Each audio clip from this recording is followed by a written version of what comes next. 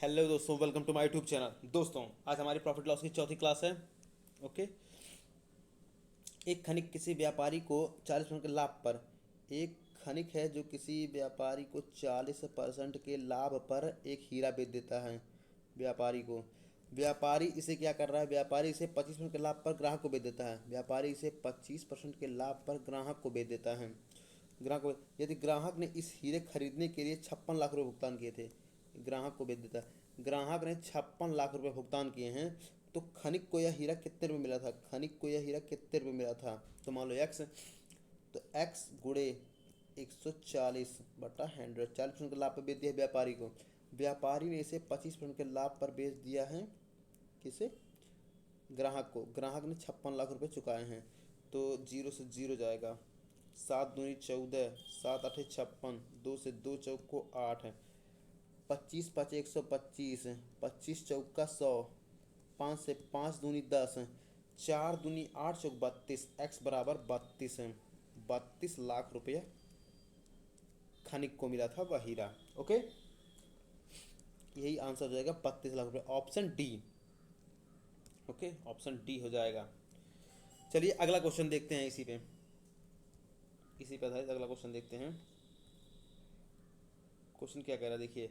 एक रेडियो ए ने एक रेडियो खरीदा। ओके, खरीदा। और इसकी मरम्मत में 110 रुपये खर्च किया। इसकी मरम्मत में 100 रुपये खरीदा, इसकी मरम्मत में 110 रुपया खर्च कर दिया। ओके। ए ने अब यह रोड ए रेडियो ए ने यह रेडियो बी को 20% लाभ पर बेच दिया। बी को 20% के लाभ पर बेच दिया।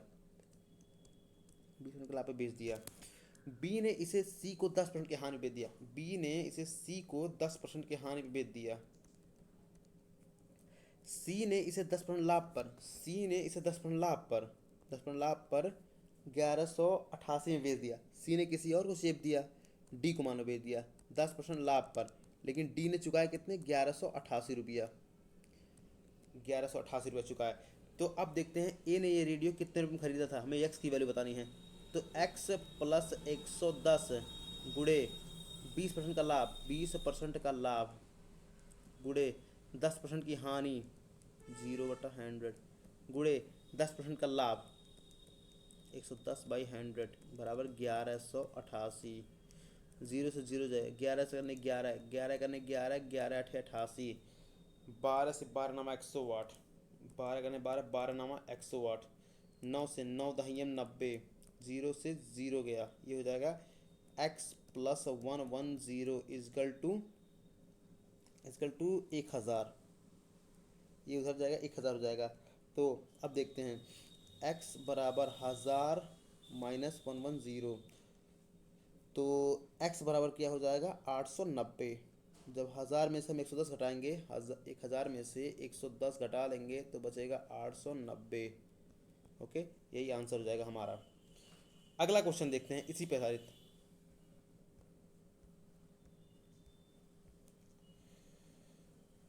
ये अलग टाइप आ गया, टाइप।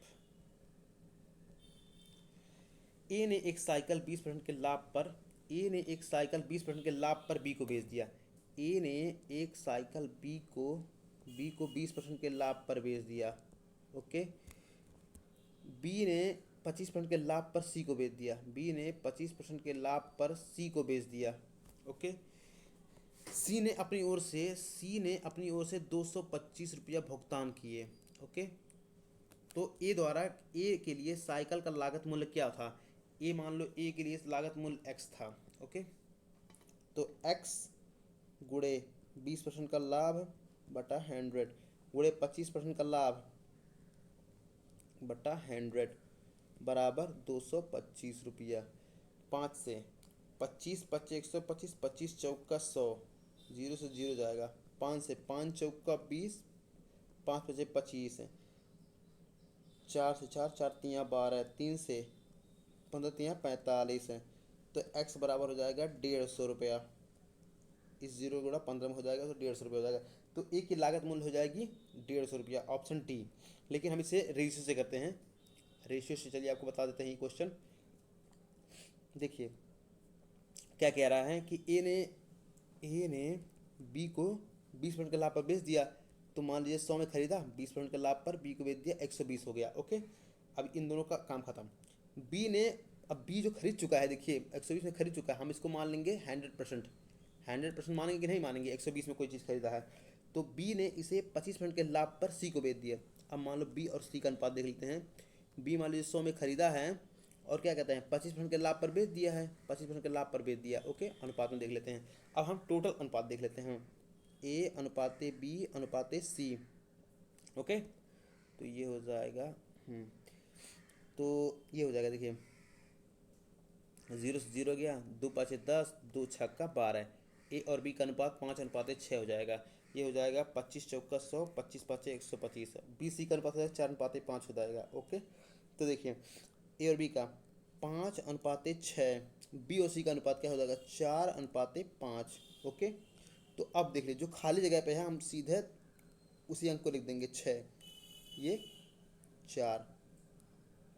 तो देखिए जो कटने लग रहा है काट लेते हैं, 2 दूनी 4, 2 तियाँ 6, 2 तियाँ 6, तो हो जाएगा 5 दूनी 10 और 4 तियाँ 12 और 5 तियाँ 15। क्या कह रहा है, तो देखिए अब क्या कह रहा है, क्वेश्चन क्या कह रहा है कि सी ने अपनी ओर से 225 रुपये भुगतान किए हैं। सी ने अपनी ओर से 225 रुपये भुगतान किए, तो 15 का रेशियो कितना दिया है 225 रुपया। तो 15 करने 15, 15 15 225। तो पूछा है कि ए ने, तो 10 का हमें बताना है ए ने कितना चुका है 15 दहियम 150 रुपया। ये हो जाएगा रेशियो से आंसर, इसे हम रेशियो सही करेंगे। ओके, ये हो जाएगा आंसर। ओके, अगले क्वेश्चन पे चलते हैं। ये अलग टाइप आ गया हमारा, अलग टाइप आ गया हमारा। तो क्वेश्चन क्या कह रहा है, देखिए एक बेईमान दुकानदार, देखिए यहाँ पर एक नोट लिख लीजिए, गलत माप को माप ही हमारा क्रय मूल्य होगा होगा हमेशा। गलत माप को ही हम हमेशा क्रय मूल्य मानेंगे। ओके, ये नोट है, ये हमेशा के लिए।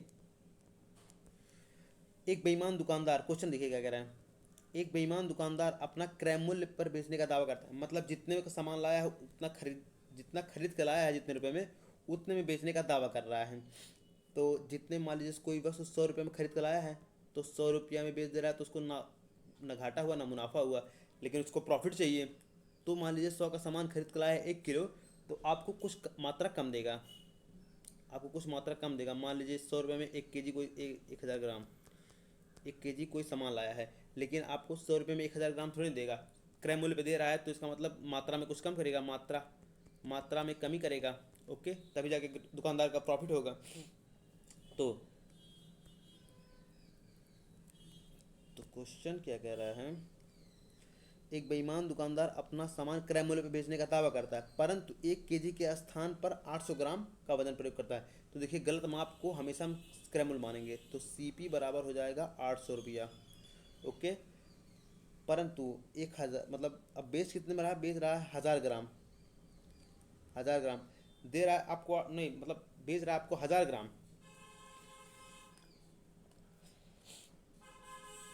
800 ग्राम दे के आपको 1000 रुपये का पैसा ले रहा है, 800 ग्राम दे के 1000 ग्राम का पैसा ले रहा है आपसे। ओके, तो प्रॉफिट कितने का हुआ, 200 ग्राम का उसको प्रॉफिट हुआ है 800 ग्राम पर, गुणे 100, 2 से 2 चौको 8, 4 से 4 5 100, तो बराबर हो जाएगा 25%, आंसर हो जाएगा। ओके, तो ऑप्शन नंबर ए हो जाएगा। दुकानदार को कितना प्रतिशत का लाभ होगा, 25% का लाभ होगा। ओके, चलिए अगले क्वेश्चन पे चलते हैं। एक बेईमान दुकानदार वस्तु को क्रय मूल्य पर बेचने का दावा करता है, परंतु 1 मीटर माप के स्थान पर 90 सेंटीमीटर का प्रयोग करता है। उस उसे कितने प्रतिशत का लाभ होगा। देखिए CP बराबर क्या होगा 90 सेंटीमीटर, हमेशा गलत माप को ही हम क्रय मूल्य मानेंगे। ओके, SP बराबर 1 मीटर माप बेचने का काम कर रहा है, तो इसका मतलब 1 मीटर 100 सेंटीमीटर, 100 सेंटीमीटर हो जाएगा, मतलब 90 सेमी दे के 100 सेमी का, वो 90 सेंटीमीटर दे के 100 सेंटीमीटर का मूल्य ले रहा है। ओके, तो प्रॉफिट कितना हुआ, 10 रुपये का प्रॉफिट हुआ 9 रुपये पे, 90 रुपये पे, तो 100, जीरो से जीरो हो गया, बराबर हो जाएगा 11×99, 11 सही 1/9% का लाभ हो गया दुकानदार को। Option number D. ओके, अगला क्वेश्चन कल देखते हैं, आज के लिए इतना ही रहने देते हैं। ओके।